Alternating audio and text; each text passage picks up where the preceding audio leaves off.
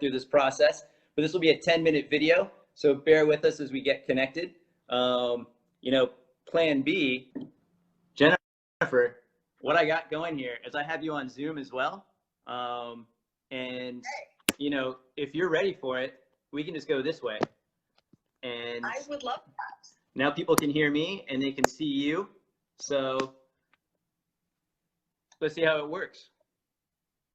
I'm so sorry that this didn't work, but I'm so glad to be here. I mean, this is how the days are going, you know, but we're making it work. And that's what I think is what's so important. Yeah. And you're surrounded by some of the worst wildfires in California, correct? I am going to be fine. Thanks for asking. But yeah, we're several miles from where people are really challenged up in the mountains in Northern California, and our air quality is terrible. I've been sheltering in place clearly because of Corona, and now I'm not allowed to go out really because of the air quality. So I can't open my door and I can't close my door. So I can't quite decide what I'm supposed to be doing, but I'm okay and I'm here. All right. So when we start thinking about, you know, this school year, it started for many teachers already, and there's quite a few that are just getting started.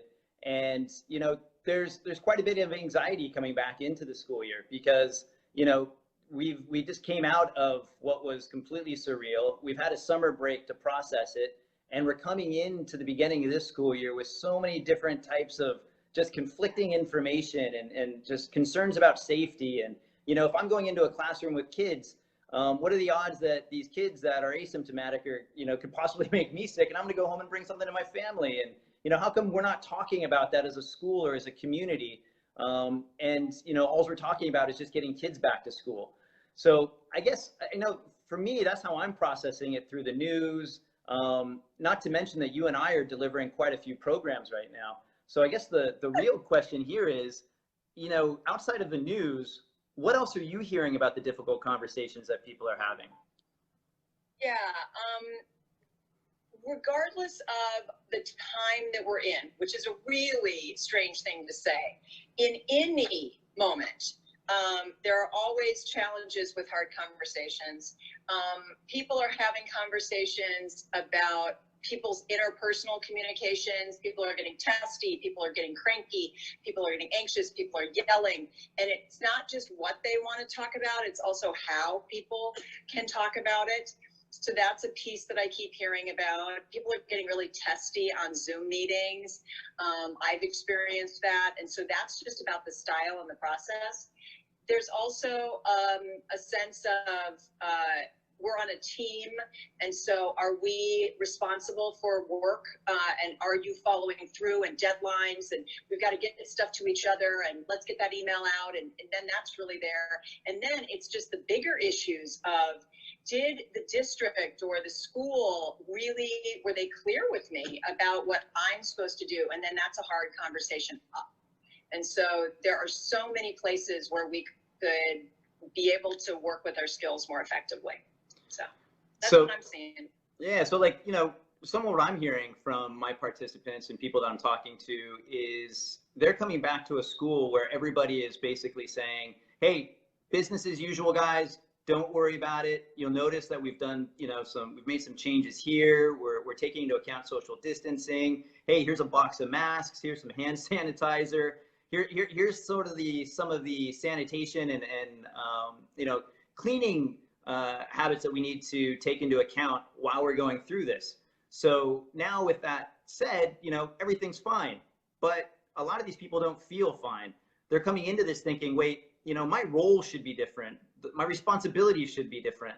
You know, we're not talking about things that I feel we should be talking about right now that are more about this moment, whereas you're trying to get us thinking about what's going forward. So, you know, getting us focused on our classes and our students. But, you know, before I can even get that focus, I want to have another conversation. So what kind of advice could you give teachers that want to raise an issue that they feel their senior leadership are skirting?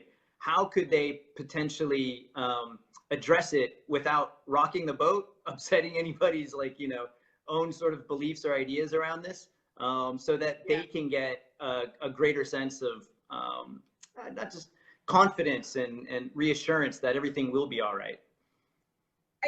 that's, there are two things going on there. I think that administrators have had to put together such tremendous plans for things, and they got as much certainty as they can, and they're going with it. And there have been moments, and I'm not suggesting that they haven't been mindful of this, but they haven't in all ways taken a field trip to the teacher's life and what the teacher needs in terms of clarity and reassurance. And we, I think, have a lot of psychological different needs.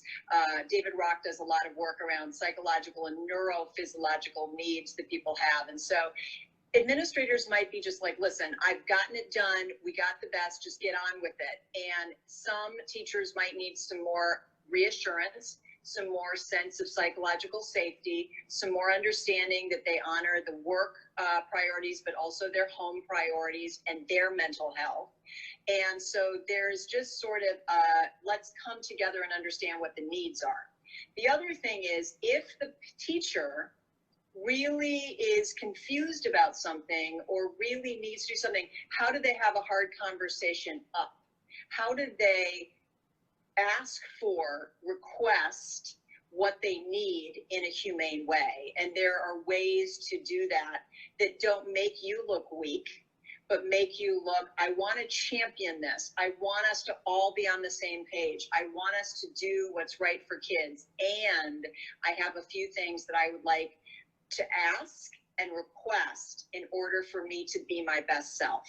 And then to do that, as opposed to, you don't care about us and you're not paying attention to us. And the whining, I think, is really not going to work. But how do we find our voice in a clearer way? So there's a lot there. No, I mean, definitely, you know, when I think about that, what you just mentioned in terms of addressing those conversations and managing it up, I would agree wholeheartedly. One last question for you before we kind of bring this live session to a close is, when we think about people that might consider us not a team player, there is a little bit of fear for teachers to raise issues. What can they personally do to overcome that fear to get ready for the conversation? I know that people are very afraid they're going to rock the boat and they're going to make themselves look like they're just sort of the demanding one, and they don't want to do that. I do think that we need to get clear with each other about what the expectations are and how we're going to play together as a team. So I think that's one thing. But when you then have a conversation with somebody, stay, as they say, at Stanford Business School, they have a course called Interpersonal Dynamics, and they talk about staying on your side of the net. They talk about saying, when this happens, this is how I feel, and this is what I'd really like from you. And then that is, if the person even says, well, you're too emotional, or that's not possible, you say, well, at least.